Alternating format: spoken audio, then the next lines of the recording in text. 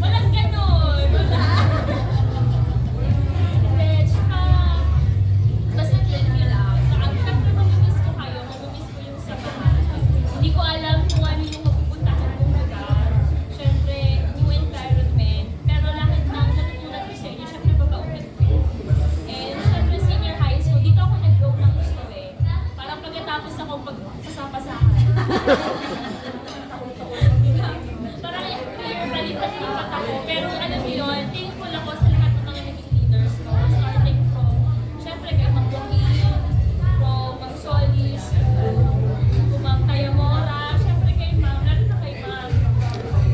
Tapos Sir Fernando, Sir Velasquez, kay Mang. Hanggang ngayon, meron ako din nabanggit.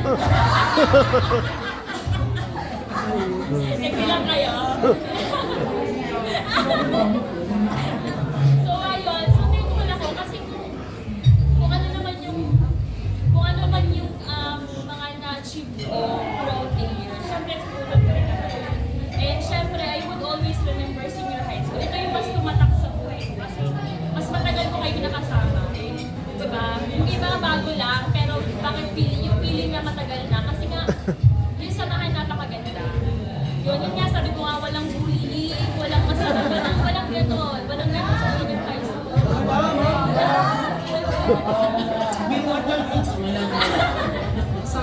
That's how we prepare. So, yun lang. So, parang ang hirap. Parang iniisip ko nga minsan, tatanggapin ko ba? Parang gano'n. So, pero yung mga yung nagsabi ako sa inyo, may mga ilan ako sinabihan sila. May mga bigat ako na sabi ko, aalis na ako, lilipat na ako ng school, ganito, ganito. Yung words of wisdom, yung pag-thank you, yung akala ko, ay, pinagawa pala akong mabuti, akala ko bully ako. So, may pinagawa pala akong mabuti sa inyo. Hindi ko rin na-realize kasi naging parte na yun ng sistema ko. Hindi ko alam na, lalo na sa mga new teachers na touch ako. Actually, si Mamora nag-chat yan sa akin. Nagdala ba naman po siya? Binlock ko na nga siya eh. Hindi, ayun. So, yung mga ganun lang. Alam niyo ako, hindi ako mahilig sa thank yous kasi meron kayong personal gifts sa akin. Actually, nahiya nga ako.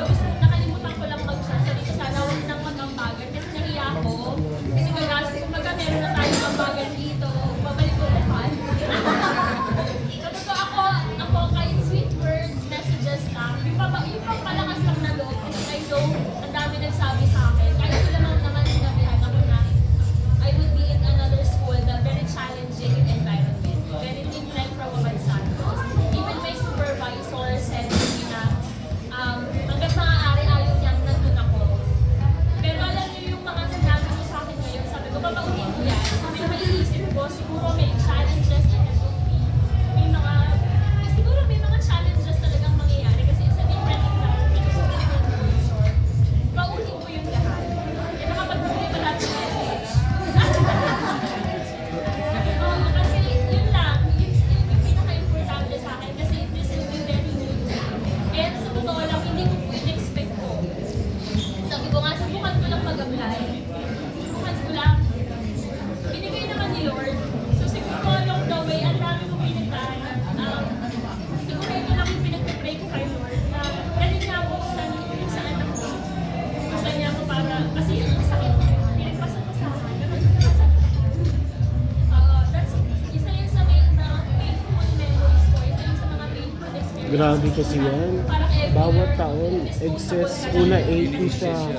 Tapos, una dinala siya sa science. Nag-excess. Dinala na naman siya sa math.